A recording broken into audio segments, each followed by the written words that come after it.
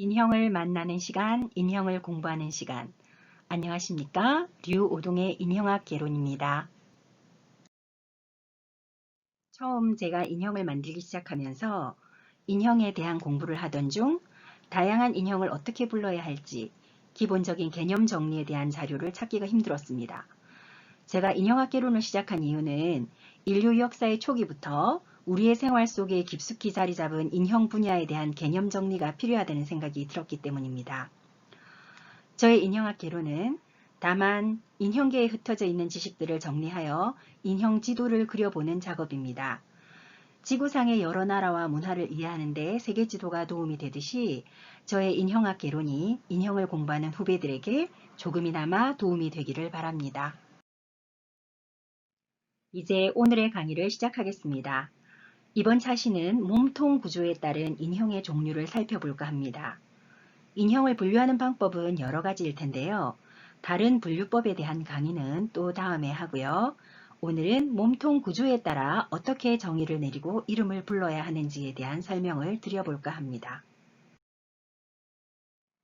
저는 인형의 몸통 구조에 따라 크게 세 가지 카테고리로 인형을 분류해 보았습니다. 얇고 납작한 형태의 평면 인형, 한 면은 평평하고 다른 한 면은 볼록한 부조 인형, 그리고 사방에서 보아도 부피감이 있는 입체 인형, 이렇게 세 종류로 나뉘게 됩니다. 먼저 평면 인형들을 살펴볼게요. 평면 인형은 평면의 그림의 형태로 존재하는 캐릭터를 말합니다. 요즘엔 이런 종이 인형이 그렇게 흔하지는 않죠. 그래도 가끔 종이 인형을 보면 너무 반갑더라고요. 제가 어렸을 땐 학교 옆 문방구나 동네 부녀회에서 운영하는 구판장이라는 가게에서 종이 인형을 팔고는 했어요. 저도 어렸을 때 도화지에 인형과 의상을 그려서 친구들과 놀았던 기억이 납니다. 이런 종이 인형은 얇고 입체적이지도 않아서 평면 인형에 해당이 됩니다. 프랑스 자수와 퀼트를 해보신 분이라면 크리놀린 레이디와 선 보넷이라는 캐릭터를 아실 거예요. 자수로 수놓아진 크리놀린 레이디나 퀼트의 아플리케 기법으로 탄생한 선 보넷을 쓴 소녀들도 평면 인형이라고 할 수 있겠네요. 여러분 와펜을 아시죠? 와펜은 동물이나 캐릭터의 모양을 수놓아서 옷의 발등이나 가슴 앞부분에 붙이기도 하고 브로치 형태로 달기도 하는데요. 이런 와펜으로 존재하는 캐릭터 인형들 역시 평면 인형에 해당이 됩니다. 자수 인형과의 차이점은 자수 인형은 천이 배경이 되고 그 위에 존재하지만 이런 인형은 배경과 분리된 독립된 자수 인형의 느낌이라고 할 수 있죠. 인형 색칠하기 체험활동 자료로 많이 사용하는 나무 인형입니다. 평평한 나무판에 선을 그려넣어 색칠을 하는 인형이죠. 이런 인형도 평면 인형이라고 할 수 있어요. 이제 부조 인형을 살펴볼까요? 고대부터 그리스나 이집트에서 석관이나 건축물의 메토프에 부조 형상들을 많이 새겨 넣었습니다. 이런 부조 인형들은 평면의 형상이 입체적으로 조각되어 있기도 하고 몰드를 이용해 형상을 본떠 만들기도 합니다. 또는 헝겊이나 다른 재료로 평면 위에 반입체로 표현한 인형들도 있고요. 조각상도 인형의 한 형태인데 부조로 조각된 이런 종교적 우상들 역시 부조 인형이라고 할 수 있습니다.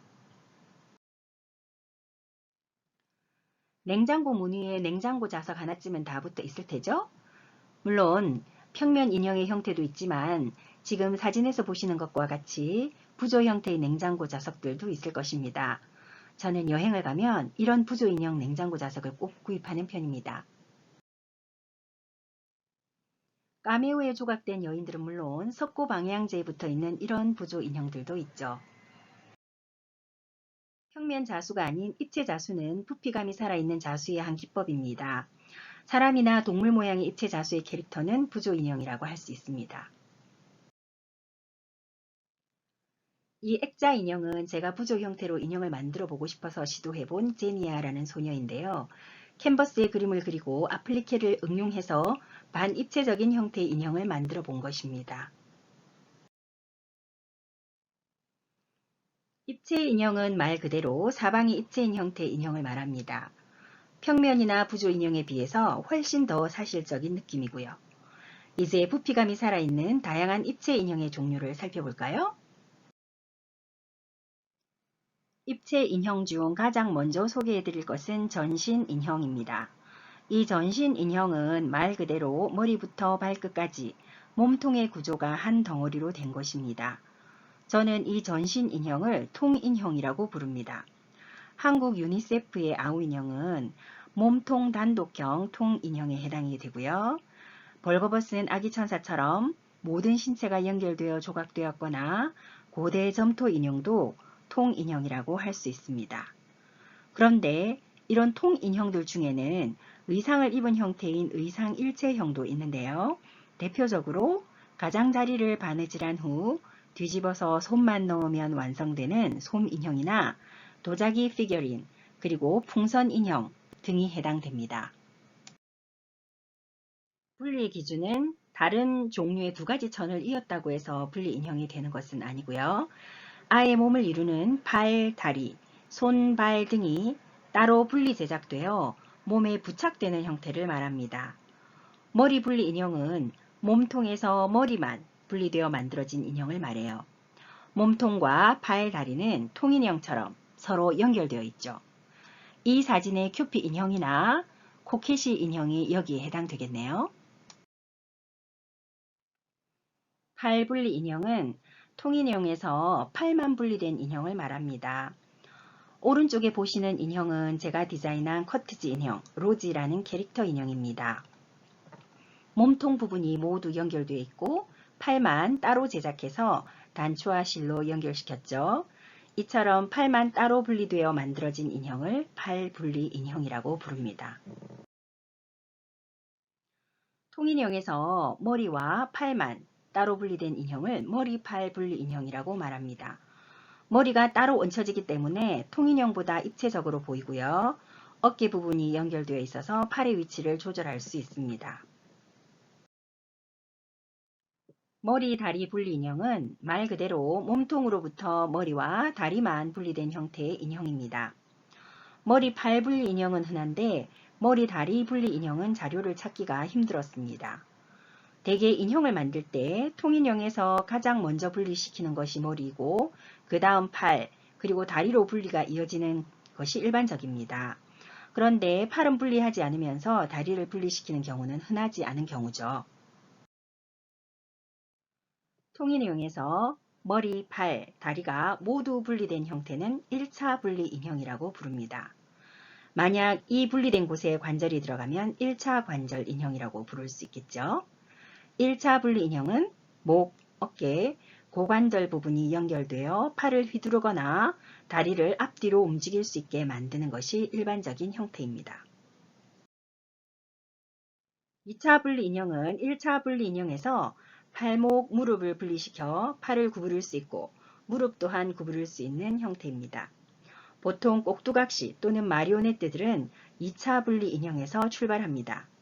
그래야 최소한의 움직임을 표현할 수 있기 때문이죠. 헝겊으로 만든 이 인형도 2차 분리 인형에 속합니다. 2차 손목 분리 인형은 2차 분리 인형에서 손목만 추가로 분리된 형태의 인형을 말합니다. 2차 분리 인형에서 손목의 움직임이 더해지므로 좀 더 섬세한 제스처를 연출할 수 있습니다. 3차 분리 인형은 2차 분리 인형에서 손목과 발목 부분이 분리된 형태를 말합니다. 이제 인간이 표현할 수 있는 움직임은 거의 따라할 수 있을 정도입니다. 그렇지만 아직 인간의 모습을 따라하기에 완전하지는 않죠. 왜냐하면 척추를 구부릴 수 없기 때문입니다.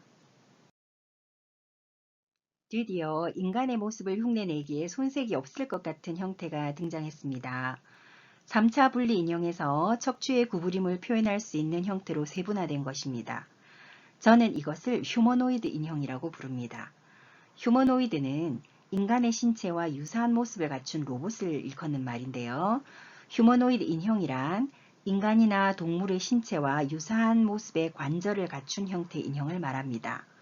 휴머노이드 로봇이라도 척추가 움직이지 않는다면 휴머노이드 인형이 아닌 것이죠. 지금까지 살펴본 인형들은 관절을 배제하고 단지 몸통과 팔, 다리 등의 분리 여부에 따라 구분을 해본 것이고요. 이제부터는 관절의 구조에 따라 구분하여 설명을 드리겠습니다. 관절 인형을 소개하기 전에 무관절 인형을 먼저 소개하도록 하겠습니다. 무관절 인형이란 관절을 아예 갖고 있지 않은 인형을 말합니다. 즉, 가동성이 없는 인형이죠. 통인형은 무관절 인형이라고 할 수 있습니다. 편관절 인형이란 몸이 여러 개로 분리되어 있어도 고정되어 움직일 수 없는 형태의 인형을 말합니다. 어떤 느낌이냐 하면 나무로 만든 분리 인형의 관절 부분을 풀이나 못으로 단단히 고정시켜 자세를 바꿀 수 없다면 이런 인형은 편관절 인형이 되는 것이죠. 핀관절 인형은 분리 인형의 관절 부분을 핀 등을 이용해서 연결한 것을 말합니다. 이 핀관절의 특징은 핀이 축이 되어 앞뒤로 움직이는 것이 가능합니다. 주로 마리오네트 인형들이 여기에 해당되고요.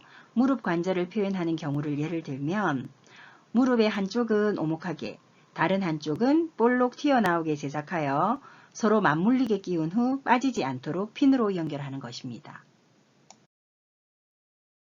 단추 관절 인형은 단추 또는 도트 단추 등으로 관절을 연결하는 인형입니다.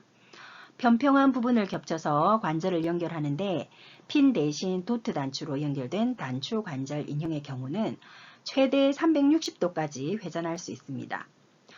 인도네시아 그림자 인형인 와양 쿨릿도 단추 관절 인형의 한 종류라고 할 수 있죠. 고리 관절 인형은 분리 인형의 관절 부분을 고리, 즉 링을 이용해서 연결한 것을 말합니다. 이 그림에서는 리본을 고리 형태로 엮었는데요. 보통은 철사 링을 이용해서 연결하는 경우가 많습니다. 이런 고리 관절 인형은 핀 관절 인형보다는 그리 흔하지 않습니다. 관절들이 실이나 철사로 연결되어 있는 경우는 줄 관절 인형이라고 할 수 있습니다. 줄은 유연하기 때문에 연결된 부분을 움직이기에 자유롭죠. 고정된 부분을 제외한 앞뒤, 좌우 360도 회전이 가능합니다. 핀 관절보다 훨씬 움직임이 자유롭죠. 하지만 현실감이 좀 떨어지는 부분도 있습니다. 왜냐하면 사람의 팔은 앞뒤로만 구부릴 수 있는 데 비해서 줄관절 인형은 뒤로 그리고 좌우로도 꺾임을 표현할 수 있기 때문입니다. 이런 줄관절 인형은 세워두는 인형보다 줄에 매달아 걸어두는 인형들의 모습에서 더 많이 나타납니다. 바람이 부는 곳에 풍경처럼 걸어두거나 흔들리는 차 안에 걸어두면 차가 흔들릴 때마다 춤을 추는 듯한 인형의 모습을 볼 수 있습니다. 철사줄로 연결한 인형도 줄관절 인형입니다. 철사는 철사 자체가 가진 고정력 때문에 인형의 자세를 고정하기에 실보다 훨씬 유리하겠죠? 구상관절 인형 또는 구체관절 인형은 관절 부분이 공처럼 둥근 관절두와 관절두를 품는 오목한 관절와로 이루어져 있습니다. 독일인 한스 벨머가 맨 처음 구상하게 되었는데요. 신체에 분리된 곳에 동그란 형태인 구체 관절을 이용해서 연결시켰다면 구상관절 인형이라고 할 수 있죠. 그런데 구체관절 인형이라고 하면 이미 다양한 제조사나 구체관절 인형 작가들이 제작하는 특정 구체관절 인형을 지칭하는 표현으로 쓰이기 때문에 저는 구상관절이라고 표현을 하도록 하겠습니다. 구상관절 인형의 경우는 자세를 다양하고 자유롭게 취할 수 있기 때문에 훨씬 역동적인 모습을 연출할 수가 있어요. 즉 가동성이 뛰어나죠. 이 구체 관절은 발 부분, 종아리 부분, 허벅지 부분, 손 부분, 아래팔 부분, 윗팔 부분과 함께 일체형으로 제작되기도 하고 각 부분을 연결하기 위해 관절 부분만 공 모양으로 단독으로 제작되기도 합니다. 텐션 줄이라고도 불리는 장력줄을 몸을 구성하는 파츠 안으로 넣은 다음 몸통의 자세가 유지되도록 잡아주기도 하고 탄력을 이용해서 자세를 바꿀 수 있도록 도와주죠. 텐션줄을 이용하는 경우 관절두 부분이 텐션줄이 지나갈 수 있도록 잘려져 있는 경우가 많습니다. 초관절 인형은 관절 자체의 파츠가 독립적으로 존재합니다. 단순히 신체의 두 부분을 연결하는 용도인 구체 관절이 아니라 실제 팔꿈치나 무릎의 모양을 그대로 유지하면서 양쪽에 관절두를 가진 형태입니다. 이 관절 파츠가 있음으로써 팔꿈치와 무릎 등의 기타 신체 부위가 자연스럽게 연결되어 훨씬 자연스러운 몸통의 표면을 표현할 수 있습니다. 복합관절 인형은 관절 연결이 2가지 또는 그 이상 결합된 경우를 말합니다. 여기 보이는 6가지 관절의 종류들이 2가지 또는 3가지 이상 섞여 있는 경우를 말하겠죠. 오른쪽에 보이는 이 목각 인형은 어깨는 핀 관절로 연결이 되어 있고 팔꿈치와 무릎은 고리 관절로 연결이 되어 있어서 복합관절 인형이라고 할 수 있습니다. 인형은 점점 사람을 닮고 싶어 하는 것 같습니다. 인류 역사 초기에 통인형으로 제작되기 시작해서 점점 신체 일부를 분리하여 제작하였고 관절과 표정까지 인간의 모습을 완전히 갖추게 되었죠. 아니, 오히려 인간보다 훨씬 더 아름답고 초자연적인 모습을 갖고 있기도 합니다. 특히 우레탄이나 ABS 재질은 모양을 표현하는 데 도움을 주었고 몰드를 이용하여 속을 텅 비게 제작할 수 있기 때문에 관절을 좀 더 과학적으로 제작하여 자립성은 물론 가동성까지 갖추게 되었습니다. 요즘은 실리콘을 재질로 사람의 피부와 흡사하게 제작이 된다고 하니 인형 제작 기술은 끝이 없는 것 같습니다. 인형 제작 기술을 AI에 잘 접목시킨다면 실제로 사람처럼 거리에서 활보하는 자동 인형을 만나게 될 날도 머지않은 것 같아요. 언택트 시대가 됨에 따라 인간을 대체하는 인형의 시대가 다가올 것이라고 예상됩니다. 오랜 시간 동안 시청해 주셔서 감사합니다. 인형을 만나는 시간, 인형을 공부하는 시간, 류오동의 인형학 개론을 시청해 주셔서 고맙습니다.